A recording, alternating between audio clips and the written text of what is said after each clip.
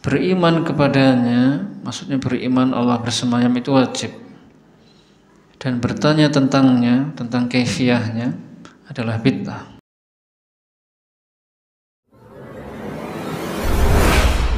Innal hamdalillah nahmaduhu wa nasta'inuhu wa nastaghfiruh wa na'udzu billahi min shururi anfusina wa min sayyiati a'malina. Man yahdihillahu fala mudilla lahu wa man yudlil fala hadiya lahu. Asyhadu an la ilaha illallah wahdahu la syarika lah wa asyhadu anna Muhammadan abduhu wa rasuluh. Amma ba'd, ya ayyuhalladzina amanu taqullaha haqqa tuqatih wa la tamutunna illa wa antum muslimun. Kaum muslimin wal muslimat rahimakumullah, kita lanjutkan kajian kita membahas kitab Ushulun fi Tafsir. Qala al-mu'allif rahimahullah, mawqifur rasikhin fil ilmi waz-zaidina minal mutasyabih. Sikap orang-orang yang kokoh ilmunya dan orang-orang yang menyimpang terhadap ayat-ayat mutasyabihat. Inna mawqifur rasikhina fil ilmi minal mutasyabih wa mawqifal az-za'ighina minhu bayyanahu Allah ta'ala faqala fi az-za'ighin fa amma alladhina fi qulubihim zayghun fayattabi'una ma tashabaha minhu ibtigha'a al-fitnati wa ibtigha'a ta'wilih. فالزائغون وقال في الراسخين في العلم والراسخون في العلم يقولون آمنا به كل من عند ربنا. Sesungguhnya sikapnya orang-orang yang kokoh dalam ilmu terhadap ayat-ayat mutasyabih dan sikapnya orang-orang yang menyimpang terhadap ayat-ayat mutasyabihat telah dijelaskan oleh Allah Subhanahu wa taala. Allah Subhanahu wa taala berfirman tentang orang-orang yang menyimpang, yang artinya adapun orang-orang yang di dalam hati mereka ada kesesatan, maka mereka mengikuti ayat-ayat mutasyabihat untuk menimbulkan fitnah dan mencari-cari takwilnya. Dan Allah berfirman tentang orang-orang yang kokoh dalam ilmu agama, yang artinya dan orang-orang yang kokoh dalam ilmu, mereka mengatakan kami beriman kepada semuanya, semua ayat itu adalah dari sisi Rabb kami. Fazaighun yattakhiduna min hadhihi al-ayat al-mushtabihat wasilatan lit-ta'ni fi kitabillah wa fitnatin nasi anhu wa ta'wilihi li ghairi ma aradallahu ta'ala bihi fayadhillun wa yudhillun. Maka orang yang menyimpang menjadikan atau mengambil sebagian ayat-ayat mutasyabihat sebagai sarana untuk mencela Al-Quran dan membuat fitnah bagi manusia dan mentakwilnya dengan takwilan-takwilan yang tidak sesuai dengan yang diinginkan oleh Allah, maka mereka sesat dan menyesatkan. Wa amma ar-rasikhuna fil ilm fayu'minuna bi anna ma jaa'a fi kitabillah fa huwa haqq wa laysa fihi ikhtilaf wa la tanaqud li'annahu min indillahi wa law kana min indi ghairillah lawajadu fihi ikhtilafan katsira. Wa ma jaa'a mushtabihan radduhu ilal muhkam liyakuna al-jami'u muhkaman. Adapun orang-orang yang kokoh dalam ilmu, maka mereka mengimani bahwasanya semua yang datang di dalam Al-Quran maka itu hak dan tidak ada perselisihan atau pertentangan di dalamnya, karena semuanya dari sisi Allah. Seandainya Al-Quran itu bukan dari sisi Allah, maka mereka akan mendapati banyak sekali perselisihan di dalamnya. Dan apa saja yang datang dari ayat-ayat mutasyabihat, maka mereka mengembalikannya kepada ayat-ayat yang muhkam, sehingga semuanya menjadi muhkam, jelas maknanya. Wa yaquluna fil mithalil awwal anna lillahi ta'ala yadayn haqiqatayn wa ala ma yaliqu bi jalalihi wa 'azamatihi la tumathilani aydiyal makhluqin kama anna lahu dhatan la tumathilu zawatil makhluqin la tumathilu zawatal makhluqin lianna Allah Ta'ala yaqul laisa kamitslihi syai' wa huwas-sami'ul basir. Mereka mengatakan, maksudnya Ahlus Sunnah dan orang-orang yang kokoh dalam ilmu mengatakan tentang contoh yang pertama, bahwasanya Allah memiliki kedua tangan yang hakiki, yang sesuai dengan keagungannya dan kemuliaannya, yang tidak serupa dengan tangan-tangan makhluknya. Sebagaimana dia memiliki zat yang tidak serupa dengan zat-zat makhluknya. Karena Allah Ta'ala berfirman, tidak ada sesuatu pun yang menyerupainya, dan dia maha mendengar lagi maha melihat.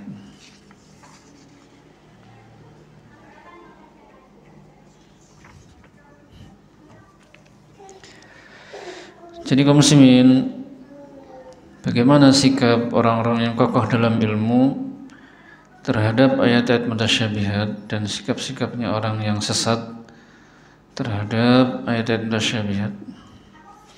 Adapun sikap orang-orang yang kokoh ilmunya dan orang-orang yang mengikuti mereka terhadap ayat-ayat mutasyabihat, bahwasanya mereka mengimani semua ayat-ayat mutasyabihat itu dari Allah, semuanya benar. Maksudnya mutasyabihat di sini mutasyabihat yang khusus, Pak, ya. Yang pengertiannya waktu itu adalah ayat-ayat yang samar, yang maknanya samar. Semuanya dari sisi Allah, semuanya benar dan tidak ada perselisihan dan tidak ada pertentangan antara ayat yang satu dengan ayat yang lainnya. Kemudian ayat-ayat yang mutasyabihat itu oleh mereka dikembalikan kepada ayat yang muhkam, dikembalikan kepada ayat yang maknanya jelas, sehingga semuanya menjadi jelas. Adapun orang-orang yang menyimpang, mereka itu sikapnya terhadap ayat-ayat mutasyabihat adalah tetap mengambil ayatnya itu, tidak menolaknya, tetapi dijadikan sebagai sarana untuk mencela Al-Quran. Oh, ayat Al-Quran ini mutasyabihat, bertentangan dengan ayat yang lainnya. Al-Quran saling mendustakan, saling bertentangan.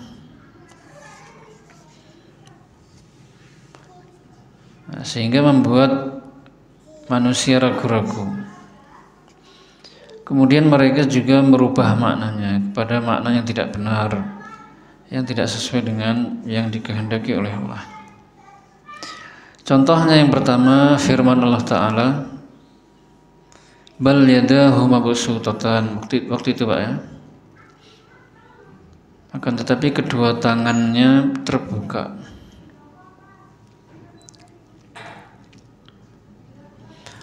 Ahlus Sunnah meyakini bahwasanya ayat ini muhkam, secara makna itu muhkam, jelas, maknanya jelas. Yadahu itu kedua tangannya, mabsutatan, terbuka.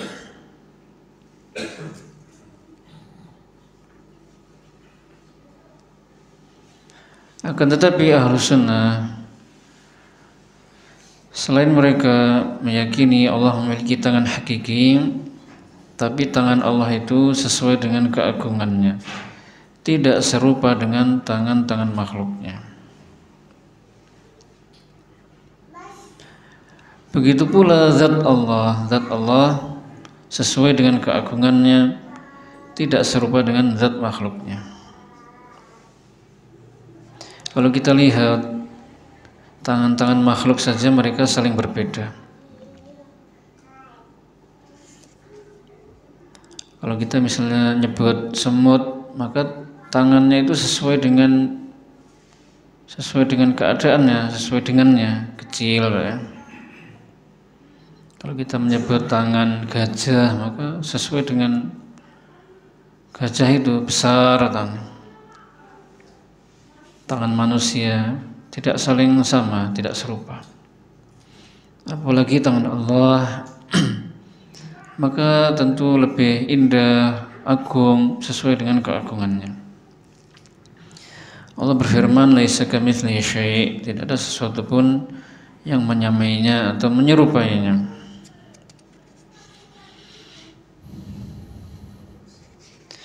Nah, ayat ini menurut orang-orang yang menyimpang adalah ayat yang mutasyabihat, yang maknanya itu samar. Sehingga di antara mereka ada yang memalingkan makna yadahu itu kepada makna yang lain, yaitu nikmatan wa kudratan. Yang dimaksud kedua tangan itu adalah bukan tangan, tapi dua nikmat atau dua kekuatan, dua kekuasaan. Bahkan ada lagi yang mengatakan yadahu itu bukan tangan, tapi juga bukan yang lain. Pokoknya Allah tidak punya tangan. Menolak sifat tangan.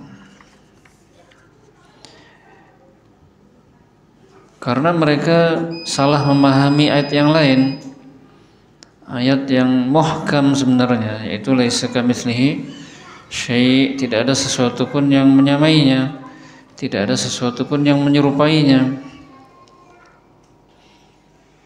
Menurut mereka, kalau Allah itu yadahu, memiliki tangan, berarti serupa dengan makhluknya, berarti Allah enggak punya tangan, malah begitu. Jadi ada yang menolak dan ada yang merubah maknanya kepada makna yang lain. Menurut mereka ayat ini mutasyabihat. Sebenarnya tidak mutasyabihat. Mutasyabihatnya itu ada, tapi dari sisi hakikat, dari sisi kaifiyah, Pak. Nanti ada penjelasannya sendiri di belakang. Jadi yadahu, kedua tangan itu muhkam, jelas maknanya. Artinya tangan, di mana-mana juga orang-orang faham, orang Arab faham, yang belajar bahasa Arab juga faham. Yang mutasyabihat itu, tapi belum masuk pembahasan, Pak. Yang mutasyabihat itu maksudnya hakikat tangannya itu, bentuknya seperti apa, modelnya bagaimana, terbuat dari apa, itu yang mutasyabihat di situ.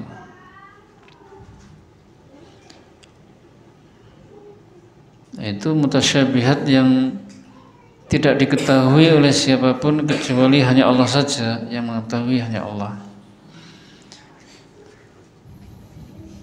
Tapi pembahasan kita itu masih belum situ. Pembahasannya masih muhkam dan mutasyabihat yang ada 3 macam waktu itu, Pak. Muhkam secara umum yang maknanya adalah indah, rapi, kokoh, berita-beritanya semuanya benar, semuanya hukumnya adil, tidak ada kedustaan, tidak bertentangan. Kemudian mutasyabih yang umum, yang Al-Quran semuanya disifati mutasyabih, yaitu serupa keindahannya, kesempurnaannya, dan tujuan-tujuan yang mulia. Kemudian ada juga yang muhkam khusus dan mutasyabih khusus di sebagian ayatnya. Sehingga maknanya, kalau muhkamnya khusus itu adalah maknanya jelas. Kalau mutasyabih yang khusus, pengertiannya adalah maknanya samar. Maknanya, Pak, ya. Maknanya. Berarti mutasyabihat yang umum, mutasyabihat yang khusus, yang maknanya samar tadi, itu diketahui maknanya oleh orang-orang yang kokoh ilmunya gitu. Ayat-ayat mutasyabihat yang khusus itu maknanya tidak diketahui oleh sebagian orang, tapi diketahui oleh sebagian orang yang lain, terutama orang-orang yang kokoh ilmunya.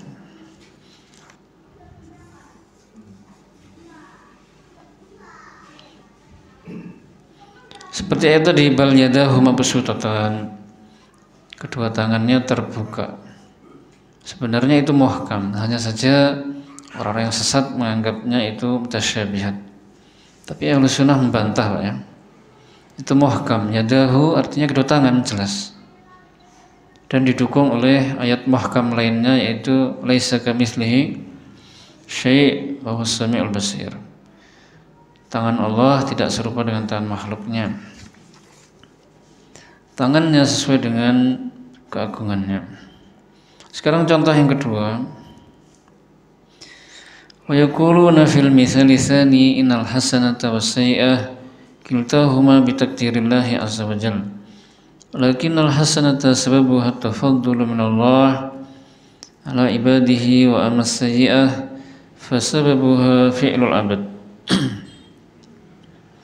Kama qala ta'ala wa ma asabakum min musibatin fabima kasabat aydikum wa ya'fu an katsir. Fa idhafatu sayyi'ah ila al-'abdi min idhafati syai' ila sababih la min idhafatihi ila maqaddirih. Amma idhafatul hasanati was sayyi'ati ila Allah ta'ala fa min babi idhafati syai'i ila maqaddirih. وبهذا يزول ما يوهم الاختلاف بين الآيتين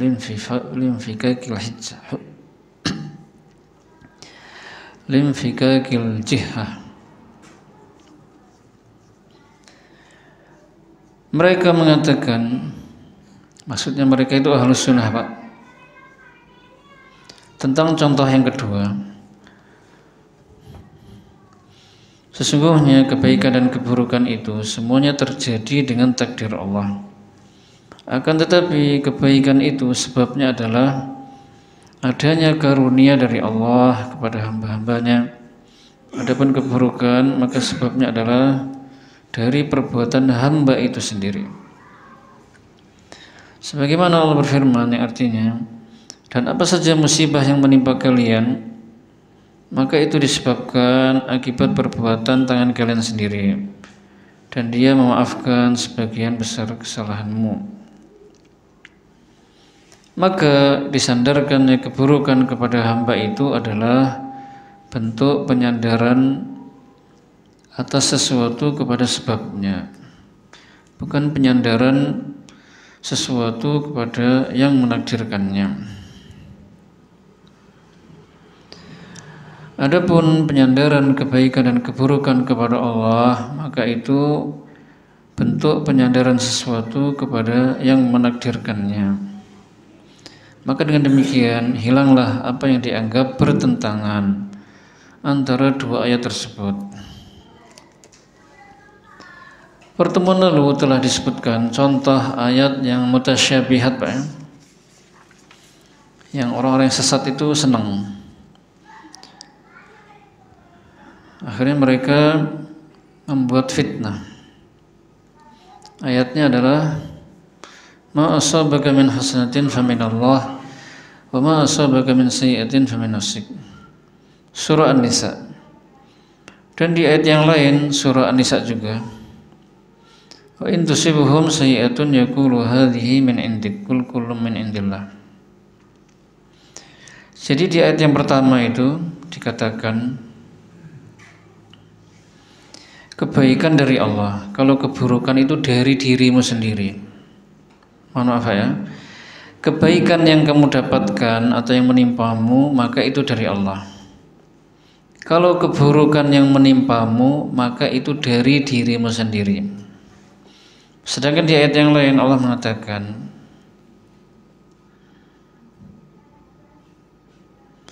kebaikan dan keburukan yang menimpamu itu dari Allah, semuanya dari Allah. Nah ini seakan-akan bertentangan, Pak. Nah, orang-orang yang di dalam hatinya ada penyakit, mereka memahami kalau ayat ini bertentangan, saling mendustakan, maka ahlu sunnah atau orang-orang yang kokoh ilmunya terutama, mereka mengatakan, membantah bahwasanya kebaikan dan keburukan itu semuanya terjadi dengan takdir Allah.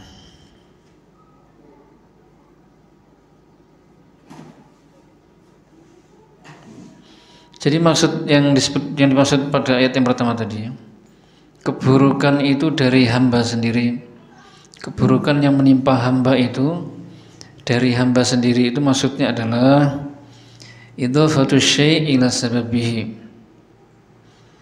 penyandaran sesuatu kepada sebabnya. Jadi keburukan yang menimpa hamba itu dari hamba sendiri, maksudnya adalah sebabnya perbuatan hamba sendiri. Sebabnya, Pak.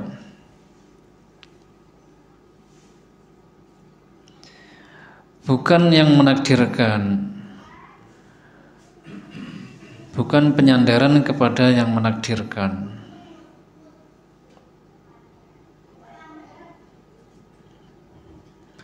Sebagaimana Allah Subhanahu wa taala firman dalam ayat yang lain, "Wa ma asabakum min musibatin fabima kasabat aydikum." Dan musibah apapun yang menimpa kalian, maka itu disebabkan oleh perbuatan kalian sendiri. Adapun di ayat yang satunya Allah mengatakan keburukan yang menimpamu itu dari Allah, maksudnya adalah menyandarkan sesuatu tadi kepada yang menakdirkannya. Maksudnya yang menakdirkan itu Allah. Karena Allah kan sudah tahu lah, Pak. Sudah tahu sejak zaman azali akan terjadi ini sampai selamanya. Kemudian akhirnya Allah mencatatnya, segala yang akan terjadi sampai hari kiamat itu dicatat di Lauhul Mahfuz. Bahwasanya hamba nanti akan melakukan ini, sebabnya hamba ini dapat musibah ini karena dia berbuat maksiat ini, semuanya dicatat. Lalu Allah menghendaki dan menciptakan. Insya Allah hilang, Pak, ya, anggapan kalau kedua ayat itu bertentangan. Atau diulangi lagi, Pak, ya.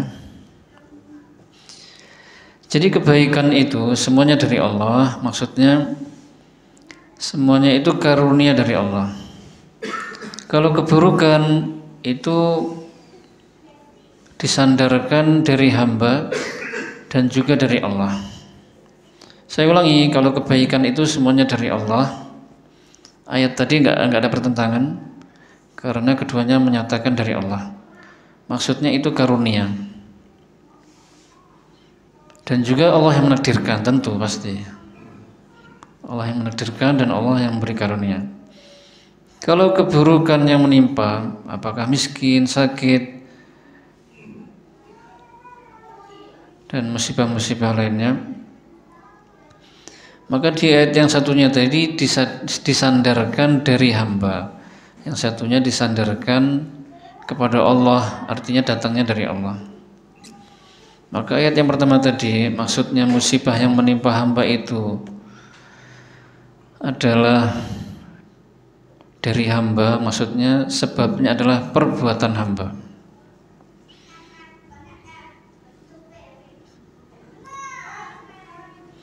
Adapun di ayat yang kedua, keburukan yang menimpa hamba itu dari Allah, maksudnya Allah lah yang menakdirkannya. Karena Allah sudah mengetahui sejak dahulu, akhirnya Allah mencatatnya, menghendakinya dan menciptakannya. Jadi hamba itu tidak dipaksa, Pak. Memang sebabnya kesalahan dia dapat keburukan-keburukan itu. Tapi Allah lah yang menakdirkannya. Sekarang contoh yang ketiga dan bantahannya. Wa yaquluna fil misali tsalits anna an-nabiy sallallahu alaihi wasallam lam yaqa' min syakkun fima unzila ilaih bal huwa a'lamun nas bihi wa aqwahum yaqinan. Kama qala Allah Ta'ala fi nafsi surah, qul ya ayyuhan nasu inni in kuntum fi syakkin min dini fala a'budu alladhina ta'buduna min dunillah. Al-makna in kunta fi syakkin minhu fa ana ala yakinin minhu wa lihadza la a'budu alladhina ta'buduna min dunillah bal akfuru bihim wa a'budullah.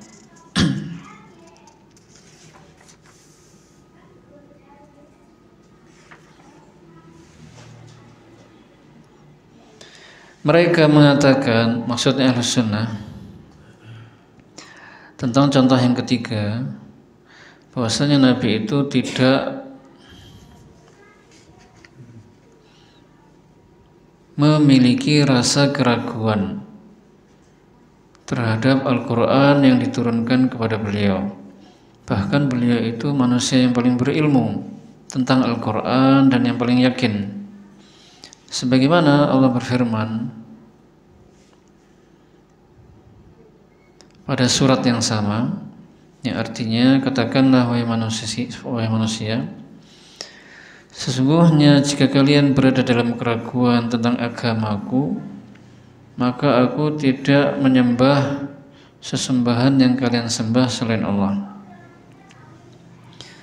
Maka makna ayat ini adalah, jika kamu manusia, maksudnya, berada dalam keraguan tentang agamaku, agama Islam, agama Nabi Muhammad, maka aku itu berada di atas keyakinan tentangnya. Oleh karena itu aku tidak menyembah Tuhan yang kalian sembah selain Allah. Bahkan aku mengkufurinya, mengingkarinya, dan aku hanya menyembah Allah semata.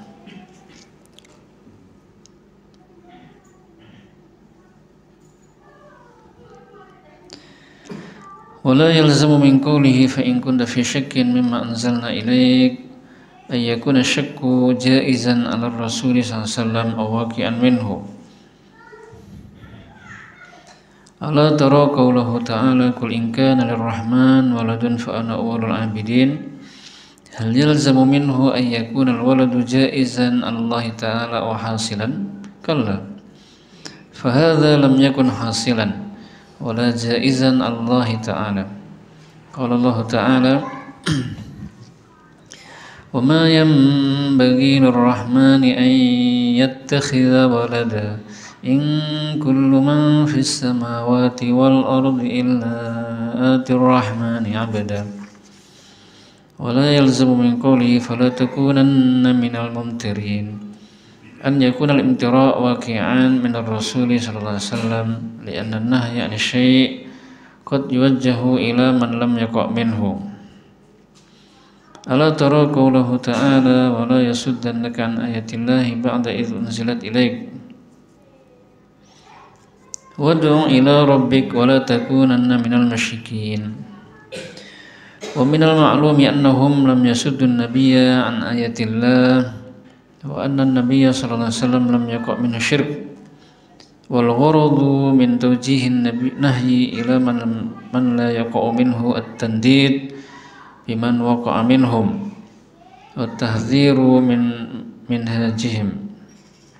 Bihadza yazul al-ishtibah wa dhannu ma la yaliqu bir rasul sallallahu alaihi wasallam. Tidaklah mesti dipahami dari firman Allah Ta'ala yang artinya, jika engkau Muhammad dalam keraguan terhadap apa yang kami turunkan kepadamu, bahwa keraguan itu boleh bagi Rasul atau menimpa beliau. Tidak mesti seperti itu. Apakah engkau tidak memperhatikan firman Allah Ta'ala yang artinya, katakanlah Muhammad kepada orang-orang, jika yang Maha Pengasih itu memiliki anak, maka aku adalah yang akan pertama kali menyembahnya. Apakah mesti dipahami dari ayat ini bahwasanya Allah itu memiliki anak? Apakah Allah boleh memiliki anak dan terjadi? Sekali-kali tidak mungkin itu didapati, dan itu tidak boleh bagi Allah. mustahil bagi Allah. Allah Ta'ala berfirman dalam ayat yang lain, yang artinya tidak layak bagi Ar-Rahman yang Maha Pengasih mengambil atau mempunyai anak. Sesungguhnya siapa saja yang di langit dan di bumi akan datang kepada Allah yang Maha Pengasih sebagai hamba. Dan tidak mesti dipahami dari ayat yang artinya, maka janganlah engkau Muhammad termasuk golongan orang-orang yang ragu bahwa terjadi keraguan menimpa Rasul. Tidak mesti dipahami seperti itu, karena larangan dari sesuatu kadang-kadang ditujukan kepada orang yang tidak terjerumus ke dalamnya. Apakah engkau tidak memperhatikan firman Allah Ta'ala yang artinya, dan janganlah sekali-kali mereka dapat menghalangimu dari menyampaikan ayat-ayat Allah setelah ayat-ayat Allah itu diturunkan kepadamu Muhammad. Dan serulah manusia kepada Rabbmu, dan janganlah engkau termasuk orang-orang musyrik. Dan sudah dimaklumi atau diketahui bahwasanya mereka tidak menghalangi Nabi dari menyampaikan ayat-ayat Allah, dan bahwasanya Nabi SAW tidak terjerumus ke dalam kesyirikan. Dan tujuan dari diarahkannya larangan itu kepada orang yang tidak terjerumus ke dalamnya adalah sebagai kecaman untuk orang-orang yang sudah terjerumus ke dalamnya, dan sebagai peringatan bagi manusia dari sepak terjang mereka. Maka dengan ini hilanglah kesamaran dan sangkaan yang tidak patut ditujukan kepada Rasulullah sallallahu alaihi wasallam.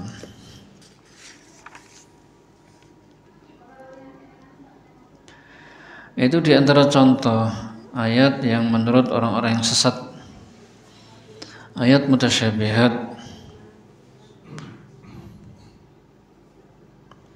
Fa in kunta fi syakkin mimma anzalna ilaik, jika engkau Muhammad ragu-ragu terhadap Al-Quran yang kami turunkan kepadamu,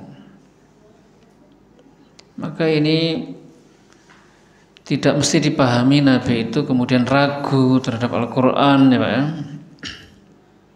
Dan itu tidak mungkin begitu.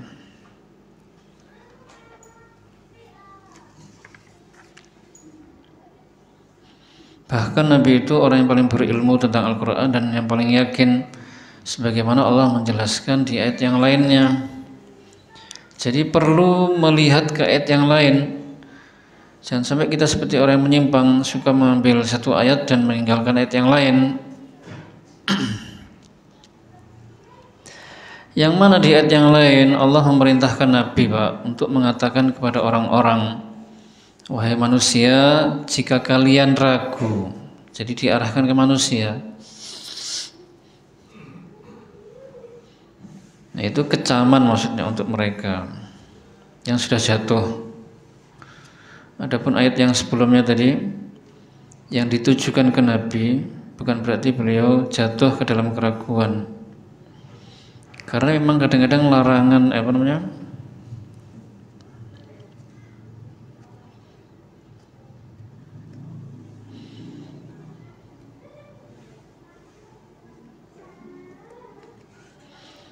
intinya dijelaskan di ayat yang lain bahwasanya Rasulullah itu diperintah oleh Allah agar manusia itu jangan ragu-ragu. Fala takunanna minal mumtarin. Jika kalian ragu-ragu tentang agamaku, maksudnya aku ini Nabi Muhammad, maka sesungguhnya aku yakin terhadap agamaku. Nah, ini bantahan kepada orang yang menyimpang tadi, yang mengatakan bahwasanya Nabi itu ragu terhadap Al-Quran. Aku itu yakin, maknanya begitu Pak, tentang agamaku yang pedomannya adalah Al-Quran dan hadis. Oleh karena itu aku tidak menyembah apa yang kalian sembah selain Allah.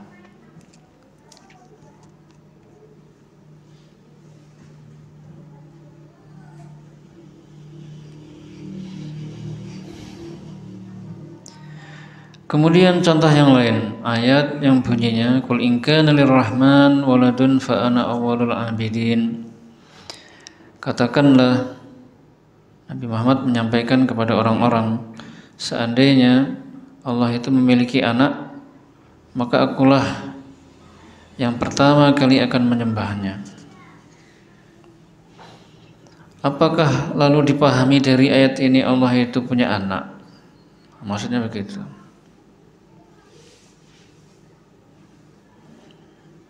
Sekali-kali tidak mungkin Pak Allah punya anak. Dibantah di banyak ayat. Di antaranya lam yalid wa lam yulad, tidak beranak dan tidak diperanakkan. Wa lam yakul lahu kufuwan ahad, tidak ada sesuatu pun yang serupa dengannya. Kalau punya anak berarti nanti ada yang serupa dengannya.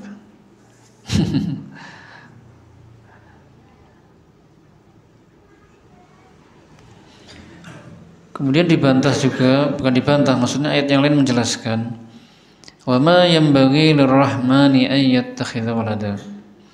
Tidak layak bagi Allah yang Maha Pengasih mempunyai anak. Karena Allah itu Ahad Esa, tidak ada yang serupa dengannya, dan Allah juga menyatakan tidak butuh kepada siapapun. Kalau punya anak berarti nanti dia butuh kepada anaknya. Dan Allah menyatakan semua yang di langit dan di bumi semuanya itu hamba. Selain Allah itu hamba.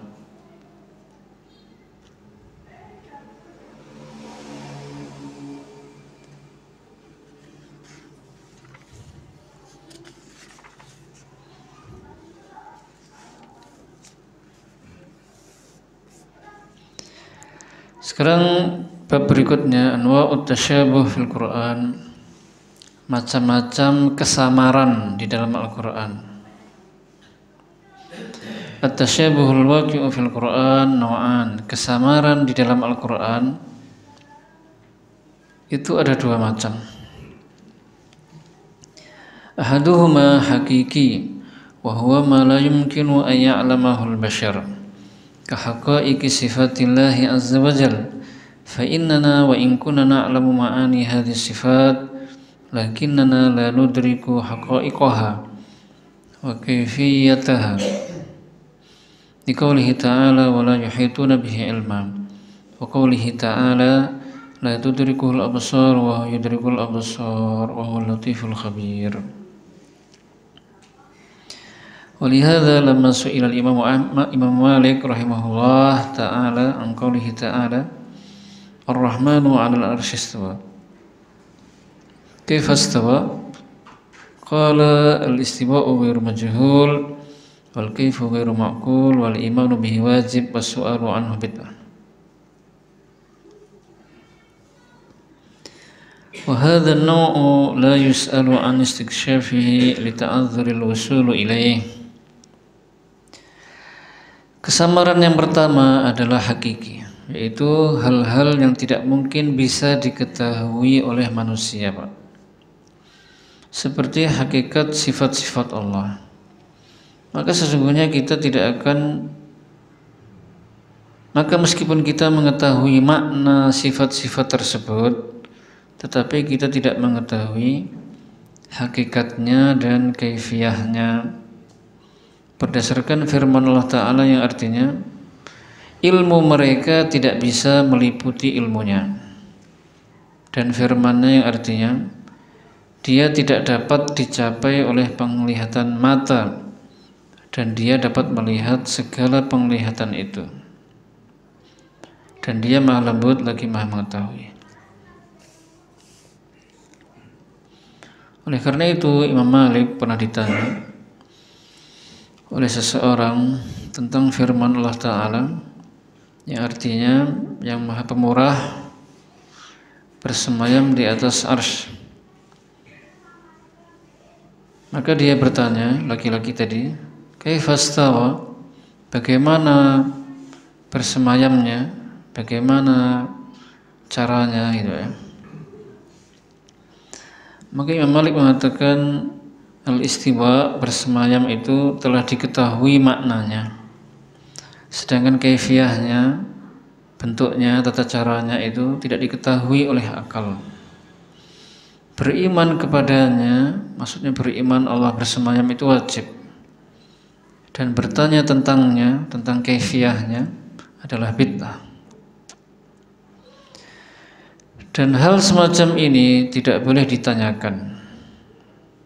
Maksudnya bertanya bagaimana? Karena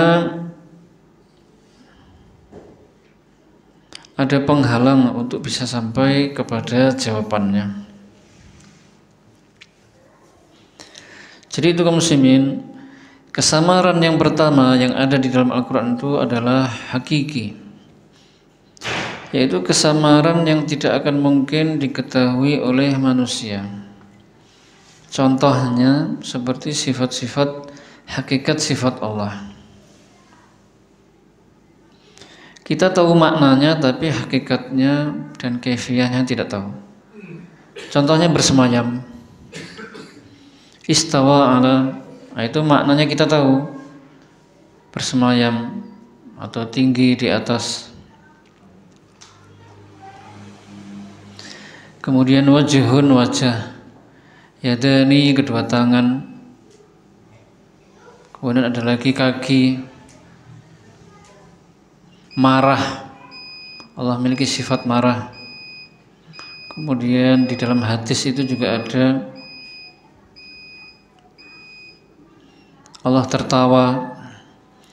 Maka kita tahu makna-makna sifat tadi, Pak, ya. Tapi hakikatnya dan bentuknya, tata caranya kita tidak tahu. Bersemayamnya itu seperti apa, bagaimana, tidak tahu. Wajahnya itu seperti apa, tangannya, kakinya, tertawanya itu modelnya bagaimana, itu tidak tahu. Itu adalah mutasyabih hakiki, kesamaran yang hakiki. Maksudnya begitu. Mana dalilnya? Dalilnya firman Allah Ta'ala, wala yuhituna bihi ilma, ilmu mereka tidak bisa meliputi ilmunya. La tudrikuhul absar wa huwa yudrikul absar. Allah itu tidak dapat dilihat atau dicapai oleh penglihatan mata makhluknya. Ya, ini maksudnya di dunia. Tetapi dia melihat segala penglihatan. Jadi Allah itu tidak bisa dicapai, dilihat oleh mata makhluknya, tapi Allah melihat seluruh makhluknya.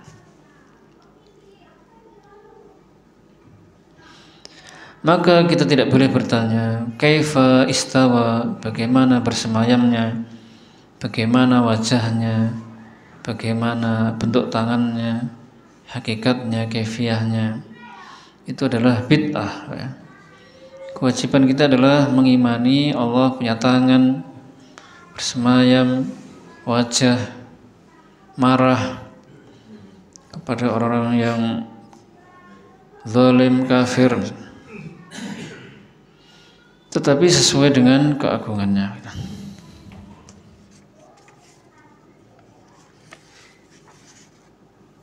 Apa sudah bisa, Pak?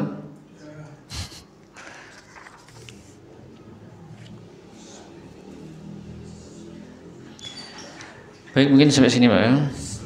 Macam yang kedua nisbi, insyaallah di pertemuan berikutnya. Akhirul kalam, subhanakallahumma bihamdika, asyhadu an la ilaha illa anta, astaghfiruka wa atubu ilaik. Wassalamualaikum warahmatullahi wabarakatuh.